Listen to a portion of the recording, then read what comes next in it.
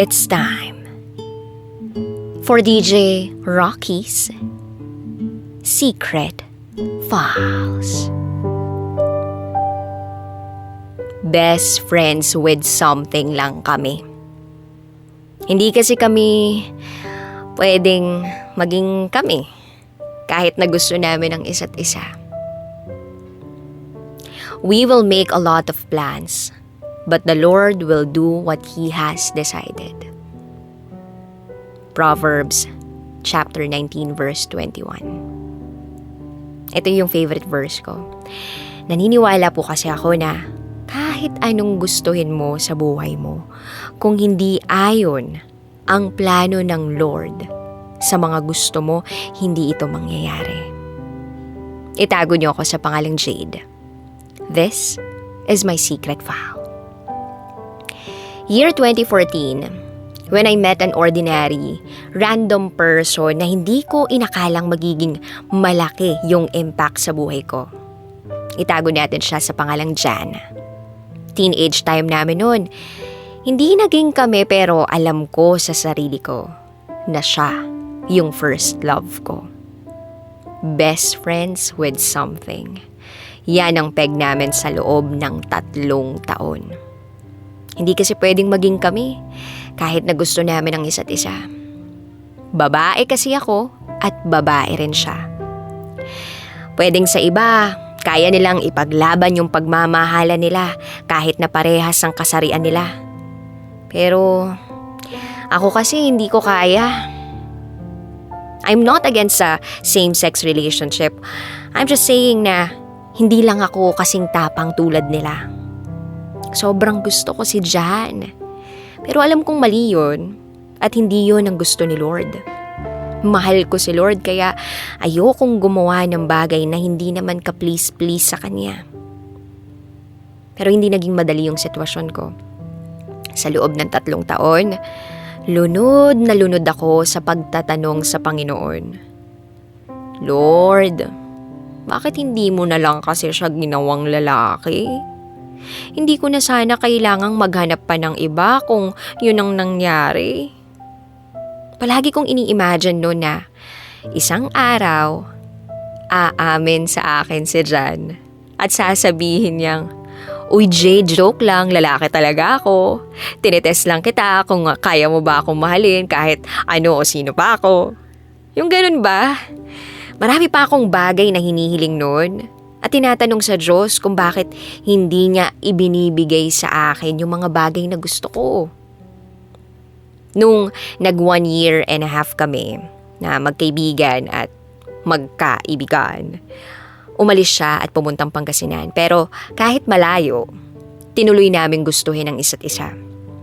Pero nung nag 3 taon na, doon na ako nakapag-isip-isip na ayoko nang ituloy.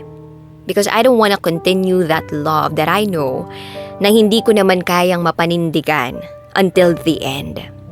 Mas masasaktan ko lang siya kung mas patatagalin ko pa. Marami pa kaming napagdaanan noon before we finally got separated and walk into different paths. Maayos naman kami. Alam na namin yun. Na mamaalam sa isa't isa. Losing her is not that easy. Pero sa pagdaan ng panahon, hindi ko na malaya na unti-unti ko nang nakalimutan yung pakiramdam na mahal siya. Till one day, the Lord sent me the answers to my questions before. Nakilala ko si Nat. Yung lalaking hindi ko siguro makikilala kung naging lalaki si Jan. Minsan tinitingnan ko si Nat, tapos bigla akong mapapabulong na, "Lord, sobrang thank you ah.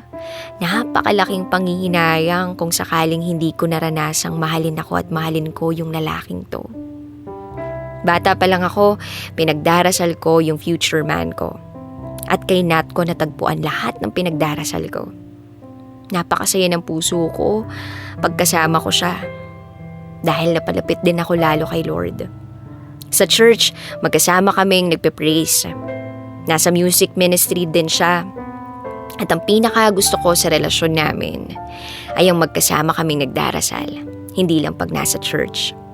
Minsan, pag magkikita kami at nakabuelo magkaroon ng peace place, ayan, nagdarasal kaming magkasama. At pag nagkakaroon kami ng problema, pagkatapos namin mapag-usapan yung problema na yun, magkakayayaan kaming mag-pray.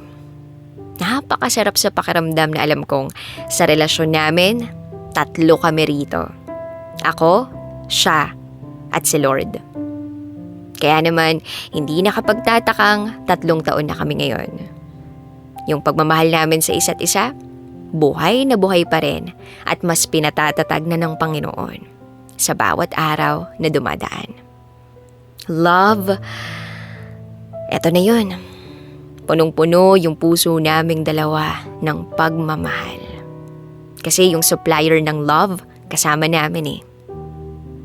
At ang Diyos yun. It is true that the Lord is not getting away some things from you without replacing it with the better ones.